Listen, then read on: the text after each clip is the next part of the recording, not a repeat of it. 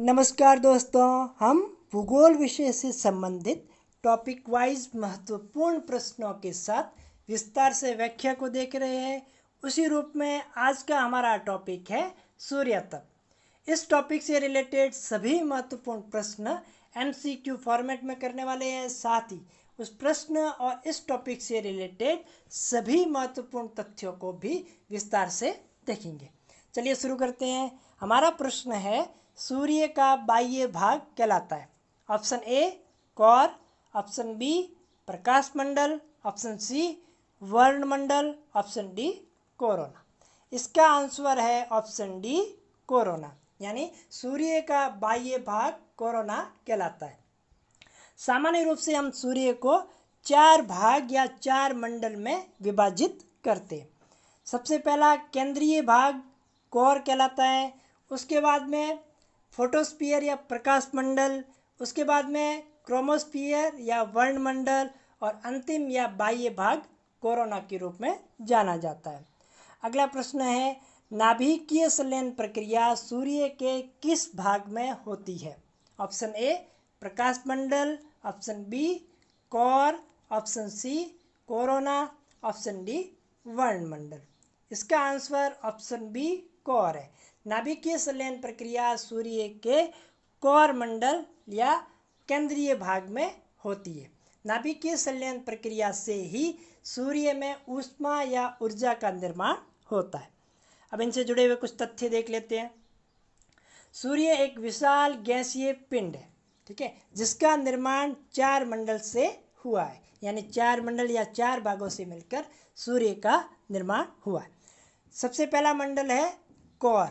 तो सूर्य का केंद्रीय भाग कोर कहलाता है, जिसका तापमान अपने 15 मिलियन डिग्री सेल्सियस के आसपास रहता है, ठीक है। कोर में सभी पदार्थ प्लाज्मा अवस्था में पाए जाते हैं।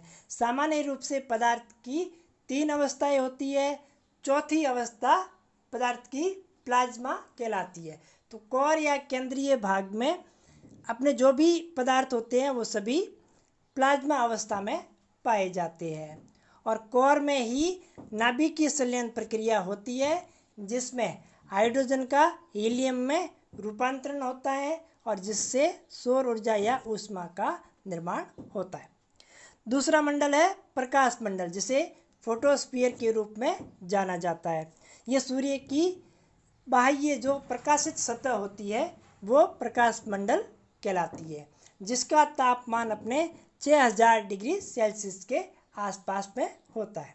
इस मंडल में रंगों का अवशोषण हो जाता है और काली रेखाएं दिखाई देती है, और इन काली रेखाओं को फ्रॉनहोफर के रूप में जाना जाता है। प्रकाश मंडल में ही सौर कलंक पाए जाते हैं। तो सौर कलंक क्या होते हैं? तो सूर्य की सतह पर दिखाई देने वाले काले धब्बे सौर कलंक के रूप में जाने जाते हैं। तीसरा मंडल है वर्णमंडल। प्रकाश मंडल का ऊपरी आवरण, जिसे सूर्य का वायुमंडल कहते हैं, ठीक है, ये सूर्य का वायुमंडल कहलाता है। वर्णमंडल में तीव्र गहनता का प्रकाश उत्पन्न होता है, जिसे सौर ज्वाला के रूप में जाना जाता है। अंतिम भाग या चौथा मंडल कोरोना के रूप में जाना जाता है। तो वर्णमंडल का ऊपरी आवरण, सूर्य का बाह्य भाग कोरोना के रूप में जाना जाता है। सूर्य के ध्रुवीय भागों के ऊपर इस मंडल में एक छिद्र है जो कोरोना हॉल के रूप में जाना जाता है। कहाँ पर? अपने ध्रुवीय भागों में, ठीक है, एक छिद्र है जो कोरोना हॉल के रूप में जानते हैं। तो कोरोना है, कोरोना से रेडियो तरंगों की आवृत्ति होती है या रेडियो तरंगें निकलती है, ठीक है। अगला प्रश्न है, अम्ब्रा एवं पेनुम्ब्रा का संबंध है। ऑप्शन ए प्रकीर्णन, ऑप्शन बी सौरमंडल, ऑप्शन सी प्रत्यावर्तन, ऑप्शन डी विसरण। इसका आंसर है ऑप्शन अपने बी सौर कलंक। अम्ब्रा और पेनुम्ब्रा का संबंध सौर कलंक से होता है। अब इनसे जुड़े हुए तथ्य देख लेते हैं। सौर कलंक क्या है? सौर कलंक सन स्पॉट सूर्य की सतह पर दिखाई देने वाले काले धब्बों को सौर कलंक कहा जाता है। सौर कलंक का तापमान 5000 डिग्री के आसपास होता है। प्रत्येक सौर कलंक के मध्य का भाग अम्बरा कहलाता है और इसका बाहरी भाग पेनुम्ब्रा कहलाता है। इसको अभी डायग्राम से देखते हैं। सौर कलंक की पहचान गैलीलियो महोदय ने की थी। तो गैलीलियो महोदय ने सौर कलंक की सबसे पहले पहचान की थी। सौर कलंक की घटना पूर्ण होने में 11 वर्ष लग जाते हैं, यानी एक 11 वर्ष का चक्र होता है जो सौर कलंक को पूर्ण होने में या उसको संपादित करने में लगा हुआ समय रहता है। 11वें वर्ष में सूर्य की सतह पर सौर कलंक की मात्रा सर्वाधिक हो जाती है और 11वें वर्ष में ही ये पूर्ण हो जाता है।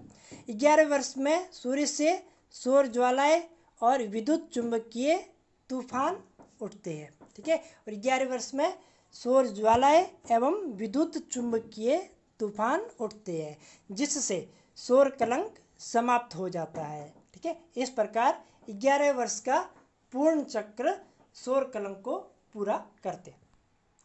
सौर कलंक मुख्य रूप से सूर्य की फोटोस्फीयर यानी प्रकाश मंडल में घटित होता है। तो सौर मंडल अपने फोटोस्फीयर यानी प्रकाश मंडल में घटित होता है और इनमें अम्बरा और पेनुम्ब्रा का संबंध इससे होता है। जो सूर्य के ऊपर दिखाई देने वाले काले धब्बे जिसका आंतरिक भाग अम्बरा कहलाता है और बाह्य भाग पेनुम्ब्रा कहलाता है, जैसा कि डायग्राम से दिखाया गया है। चलिए अगला प्रश्न करते हैं। सूर्य से आने वाली प्रवेशी सौरिक विकिरण या तरंगों की आवृत्ति है। ऑप्शन ए अधिक, ऑप्शन बी कम, ऑप्शन सी अनिश्चित, ऑप्शन डी समान। ठीक है, तो इसका आंसर है ऑप्शन ए अधिक। तो सूर्य से आने वाली प्रवेशी सौरिक विकिरणें जिसकी आवृत्ति अधिक होती है। तो सूर्य से जो विकिरणें आती हैं वो प्रवेशी सौरिक विकिरणें कहलाती है। ये लघु तरंगें होने के कारण इसकी आवृत्ति अधिक होती है। धरातल पर आने के पश्चात वापस अंतरिक्ष में जाने वाली सूर्य की विकिरणें बहिर्गामी पार्थिव विकिरणें कहलाती है जो दीर्घ तरंगों के रूप में जानी जाती है, उसकी आवृत्ति कम होती है। अगला क्वेश्चन है, वायुमंडल मुख्यतः गर्म होता है। ऑप्शन ए प्रवेशी विकिरण से, ऑप्शन बी बहिर्गामी विकिरण से, ऑप्शन सी तापीय प्रतिलोमन से, ऑप्शन डी पृथ्वी की आंतरिक ऊष्मा से। इसका आंसर है ऑप्शन बी बहिर्गामी विकिरण से। अब इससे जुड़े हुए कुछ तथ्य देख लेते हैं। सूर्य से आने वाली विकिरणें प्रवेशी सौरिक विकिरण के रूप में जानी जाती है। आने वाली विकिरणें सूर्य से प्रवेशी सौरिक विकिरण के रूप में जानी जाती है और ये लघु तरंगें होती है जिस कारण से इसकी आवृत्ति क्या होती है, अधिक होती है। ठीक है, दूसरी ओर सूर्य से वापस पृथ्वी से जो विकिरणें जाती है वो बहिर्गामी पार्थिव विकिरण के रूप में जानी जाती है। इसकी तरंगें दीर्घ होती है और जिसकी आवृत्ति कम होती है। ये प्रवेशी सौरिक विकिरण के ठीक विपरीत होती है। ठीक है, जैसे प्रवेशी सौरिक विकिरणें लघु तरंगें होती है उसकी आवृत्ति भी अधिक होती है, लेकिन बहिर्गामी पार्थिव विकिरण दीर्घ तरंगों के रूप में होती है जिसकी आवृत्ति कम होती है। वायुमंडल मुख्य रूप से इन्हीं यानी बहिर्गामी पार्थिव विकिरण या पृथ्वी की विकिरण के द्वारा ही गर्म होता है। पृथ्वी की विकिरण ही बहिर्गामी पार्थिव विकिरण के रूप में जानी जाती है। अगला प्रश्न है, पृथ्वी द्वारा अपने वायुमंडल का बाह्य सीमा में प्राप्त ऊर्जा की मात्रा है। Option A 1 gram calorie, option B 2 gram calorie, option C 3 gram calorie, option D 4 gram calorie. इसका आंसर है ऑप्शन बी 2 ग्राम कैलोरी। अब इनसे जुड़े हुए तथ्यों को देख लेते हैं। सौरिक स्थिरांक, पृथ्वी की सतह के प्रति इकाई क्षेत्रफल पर सूर्य से प्राप्त ऊर्जा प्राय स्थिर रहती है, जिसे सौरिक स्थिरांक कहा जाता है। यानी सूर्य से प्राप्त होने वाली ऊर्जा जो पृथ्वी के धरातल के प्रति इकाई क्षेत्रफल पर स्थिर रहती है जिसे सौरिक स्थिरांक कहा जाता है। सौरिक स्थिरांक सूर्य की विकिरण की दर को प्रदर्शित करते हैं, यानी सूर्य से प्राप्त होने वाले विकिरण की दर क्या है इसको प्रदर्शित करने का कार्य सौरिक स्थिरांक कहते हैं। ये दर प्रति वर्ग सेमी प्रति मिनट 2 ग्राम कैलोरी या 2 लेंजली के रूप में व्यक्त या बताई जाती है, यानी इसको 2 ग्राम कैलोरी जो प्रति वर्ग सेंटीमीटर प्रति मिनट में प्राप्त होती है, इसे 2 लेंजली भी कह सकते हैं। ये भी इसको मापने की इकाई है। कहीं पर ये 1.94 कैलोरी भी लिखा आता है, वो भी सही है। अगला प्रश्न है हमारा, विबग्योर या दृश्य प्रकाश किन तरंगों से बनता है? तो सूर्य की ऐसी कौन सी तरंगें हैं जिनसे विबग्योर या दृश्य प्रकाश, विबग्योर से तात्पर्य जो इंद्रधनुष होता है 7 रंग वाला, वह प्रकाश किन तरंगों से बनता है? ऑप्शन ए लघु तरंगे, ऑप्शन बी मध्यम तरंगे, ऑप्शन सी दीर्घ तरंगे, ऑप्शन डी इनमें से कोई नहीं। इसका आंसर है ऑप्शन बी मध्यम तरंगे। तो सूर्य की मध्यम तरंगों से विबग्योर या दृश्य प्रकाश बनता है। इंद्रधनुष के विभिन्न 7 रंग जो विबग्योर के रूप में जानते हैं, violet, indigo, blue, green, yellow, orange और रेड, इनका निर्माण सूर्य के मध्यम तरंगों के कारण होता है। अगला क्वेश्चन है, इंफ्रारेड या अवरक्त विकिरणें किन तरंगों को कहते हैं? ऑप्शन ए लघु तरंगे, ऑप्शन बी मध्यम तरंगे, ऑप्शन सी दीर्घ तरंगे, ऑप्शन डी सभी। इसका आंसर है ऑप्शन सी दीर्घ तरंगों को। इंफ्रारेड या अवरक्त विकिरण सूर्य की दीर्घ तरंगों को कहा जाता है। अगला प्रश्न, सूर्य विकिरण किन तरंगों के रूप में उत्सर्जित होते हैं? ऑप्शन ए लघु तरंग, ऑप्शन बी मध्यम तरंग, ऑप्शन सी दीर्घ तरंग, ऑप्शन डी सभी। इसका आंसर है ऑप्शन ए लघु तरंग के रूप में। तो सूर्य की विकिरण आती है जिसे परिवेशी सौरिक विकिरण के रूप में हम जानते हैं, वो लघु तरंगों के रूप में उत्सर्जित होती है। अगला प्रश्न है, सूर्य तप की मात्रा सर्वाधिक प्राप्त होती है? ऑप्शन ए भूमध्य रेखा, ऑप्शन बी ध्रुवीय भाग, ऑप्शन सी उपोष्ण कटिबंध, ऑप्शन डी शीतोष्ण कटिबंध। तो इसका आंसर है ऑप्शन सी उपोष्ण कटिबंध। तो सबसे ज़्यादा सूर्य तप की मात्रा उपोष्ण कटिबंध पर प्राप्त होती है। अब इनसे जुड़े हुए तथ्यों को देख लेते हैं। संपूर्ण पृथ्वी पर समान रूप से सूर्य तप की प्राप्ति नहीं होती, यानी समान रूप से सब जगह सूर्य का प्रकाश प्राप्त नहीं होता है, क्योंकि पृथ्वी की आकृति लद्वक्ष गोलाभ है, जियोइड आकृति है, यानी ध्रुव की तरफ से चिपटी हुई और भूमध्य रेखा या विषुवत रेखीय भाग पर ये फैली हुई है। इस रूप में सूर्य का प्रकाश समान रूप से संपूर्ण पृथ्वी पर नहीं पड़ पाता है।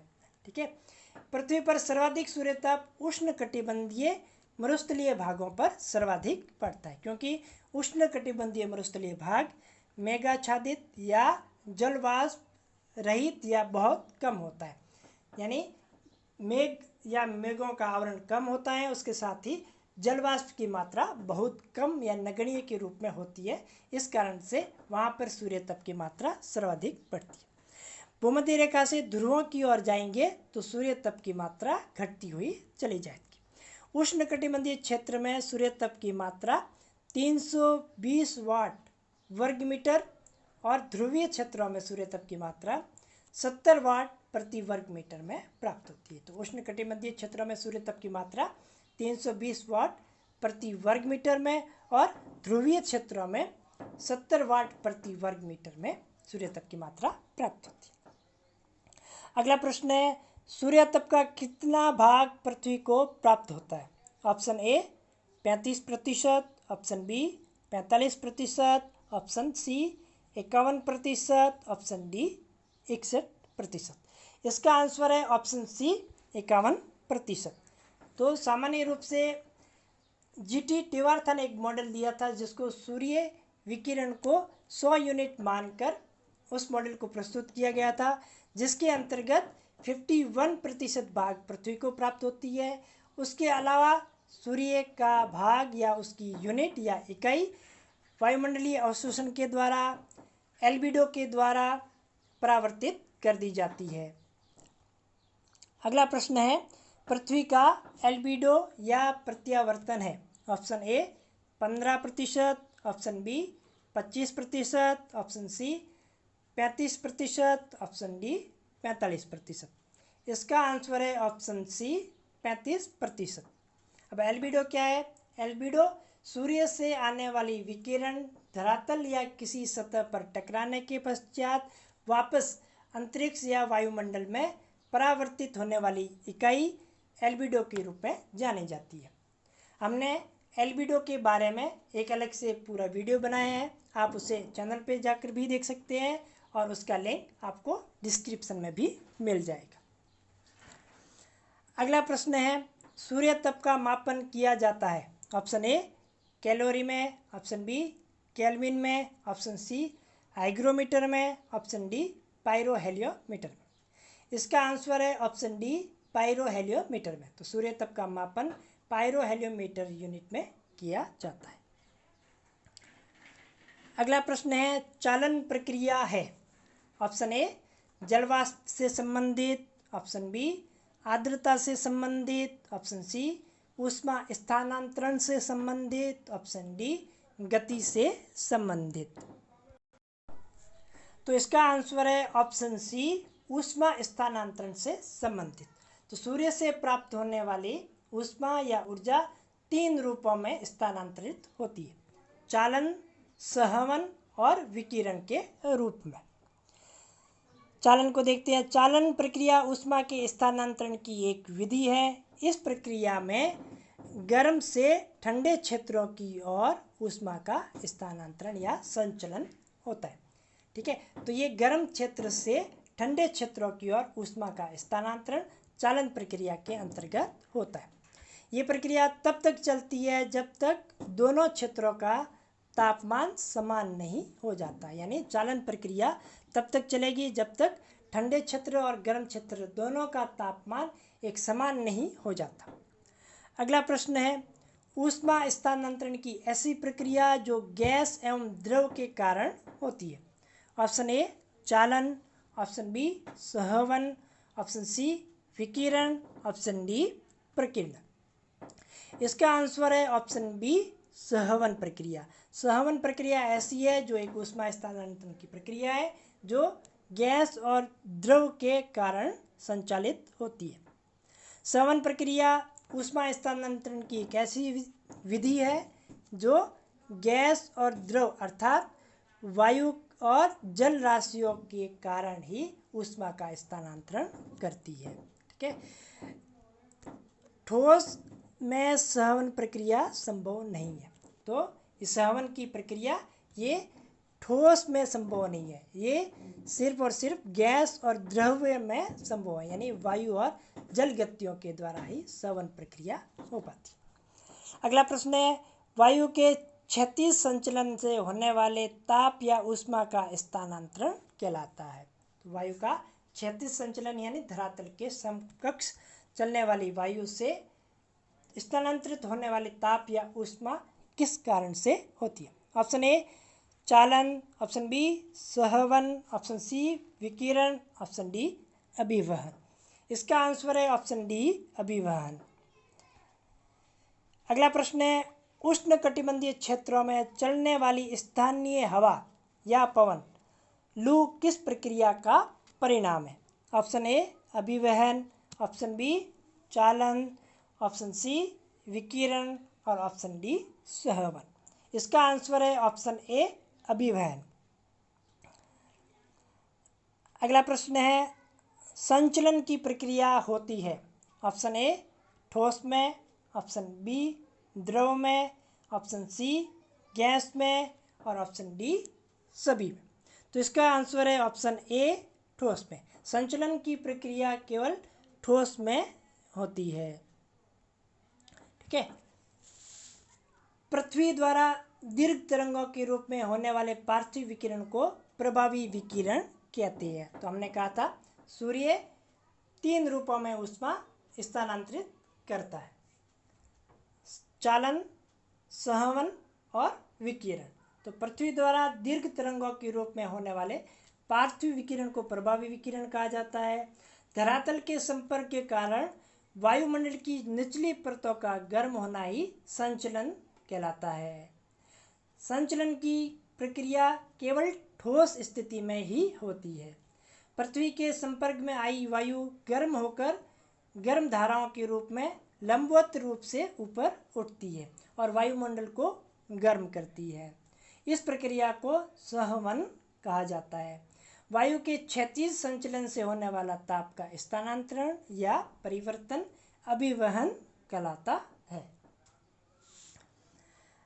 अब अगला प्रश्न देखते हैं। दैनिक तापांतरण अधिकतम किस समय होता है? ऑप्शन ए 10 से 12 बजे AM, ऑप्शन बी 2 से 4 बजे PM, ऑप्शन सी 6 से 8 बजे PM और ऑप्शन डी सभी जगह समान रहता है, सब समय समान रहता है। इसका आंसर है ऑप्शन बी 2 से 4 बजे PM वाला समय, दोपहर के बाद वाला समय 2 से 4 बजे वाला, उस समय दैनिक तापांतर सर्वाधिक रहता है। अब दैनिक तापांतर के बारे में बात करते हैं। तो दैनिक तापांतर कैसे ज्ञात करते हैं? तो दिन का अधिकतम ताप प्लस दिन का न्यूनतम ताप बटा 2 का भाग देंगे तो दैनिक तापांतर आ जाएगा। दैनिक तापांतर सागर तट से बढ़ती दूरी के साथ ही बढ़ता है, यानी सागर से जैसे जैसे दूर चलते जाएंगे दैनिक तापांतर बढ़ता हुआ जाएगा, क्योंकि धरातलीय भाग या महाद्वीपीय भाग की अधिकता के कारण दैनिक तापांतर बढ़ता है। स्थल पर दैनिक तापांतर अधिक और जलीय भाग पर दैनिक तापांतर कम होता है, क्योंकि जलीय भाग देरी से गर्म और देरी से ठंडा होता है, उसी रूप में स्थलीय भाग जल्दी गर्म और जल्दी ठंडा हो जाता है। इसलिए स्थलीय भाग पर दैनिक तापांतर अधिक होता है और जलीय भाग पर दैनिक तापांतर कम पाया जाता है। बढ़ती ऊंचाई के साथ दैनिक तापांतर भी बढ़ता है। क्यों बढ़ता है? क्योंकि बढ़ती ऊंचाई के साथ वायु का घनत्व कम होता चला जाता है। अगला प्रश्न है, वार्षिक तापांतर के अंतर्गत दक्षिणी गोलार्ध में अधिकतम सूर्य तप की स्थिति किस महीने में बनती है? ऑप्शन ए जून, ऑप्शन बी जुलाई, ऑप्शन सी दिसंबर, ऑप्शन डी जनवरी। ठीक है, इसका आंसर है ऑप्शन सी दिसंबर। अब इनसे जुड़े हुए तथ्य देख लेते हैं। वार्षिक तापांतरण के अंतर्गत अधिकतम सूर्य तप की स्थितियाँ उत्तरी गोलार्ध में बनेगी जून महीने में, दक्षिणी गोलार्ध में बनेगी दिसंबर में। वार्षिक तापांतर की बात कर रहे हैं। वार्षिक में न्यूनतम सूर्य तप की स्थितियों की बात करें तो उत्तरी गोलार्ध में दिसंबर में बनेगी और दक्षिणी गोलार्ध में जून में बनेगी। ठीक उसके विपरीत हो जाएगा, अधिकतम होगा उसके विपरीत न्यूनतम वाले महीने हो जाएंगे। जैसे उत्तरी गोलार्ध में अधिकतम सूर्य तप की मात्रा जून में होती थी, उसी रूप में न्यूनतम सूर्य तप की मात्रा दक्षिणी गोलार्ध में जून में हो जाएगी। अधिकतम सूर्य तप की स्थिति दक्षिणी गोलार्ध में दिसंबर में होती थी, उसी रूप में न्यूनतम सूर्य तप की स्थिति उत्तरी गोलार्ध में दिसंबर में हो जाएगी। अगला प्रश्न है, उपसौर की स्थिति में पृथ्वी सूर्य से होती है अधिकतम दूरी पर, न्यूनतम दूरी पर, औसत दूरी पर और डी सभी परिस्थितियों में समान। इसका आंसर है ऑप्शन बी न्यूनतम दूरी पर। सामान्य रूप से सूर्य स्थिर रहता है और पृथ्वी सूर्य के चारों तरफ परिक्रमण करती है। अपने अक्ष पर घूर्णन करने के साथ साथ सूर्य के चारों तरफ परिक्रमण करती है। इससे सूर्य और पृथ्वी के मध्य दूरियां अधिक और न्यून होती रहती है। तो औसत दूरी की बात करें तो सूर्य और पृथ्वी के मध्य औसत दूरी 14.98 करोड़ किलोमीटर है, यानी 149 मिलियन किलोमीटर है।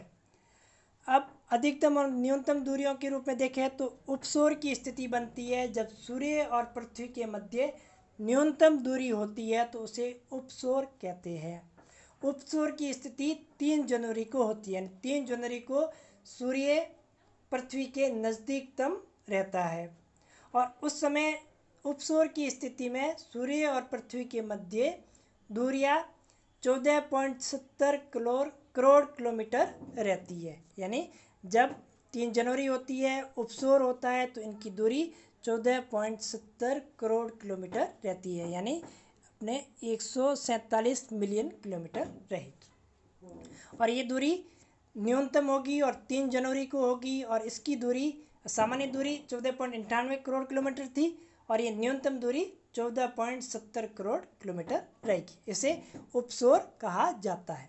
ठीक है, ठीक इसके विपरीत अपसौर की स्थिति देखें तो अपसौर की स्थिति में सूर्य पृथ्वी से अधिकतम दूरी पर रहेगा। ठीक है, और अधिकतम दूरी पर रहेगा और ये अपसौर की स्थिति बनेगी आपके 4 जुलाई को, यानी 4 जुलाई को सूर्य और पृथ्वी के मध्य अधिकतम दूरी रहेगी। और ये अधिकतम दूरी रहेगी 15.20 करोड़ किलोमीटर, जिसे हम मिलियन में देखें तो 152 मिलियन किलोमीटर रहेगी। ठीक है, इस रूप में अगर इसके बारे में हम ज़्यादा देखें तो हमने एक और वीडियो बनाया है जो पृथ्वी की गतियाँ एवं उनके प्रभाव के बारे में है। तो सबसे पहला वीडियो यही है, आप चैनल पर भी देख सकते हैं और इसका लिंक आपको डिस्क्रिप्शन में दे दिया जाएगा। तो उम्मीद करता हूँ आज का वीडियो आपको पसंद आया होगा। अगर वीडियो पसंद आया है तो चैनल को सब्सक्राइब कीजिए और अपने दोस्तों के साथ शेयर कीजिए। धन्यवाद दोस्तों।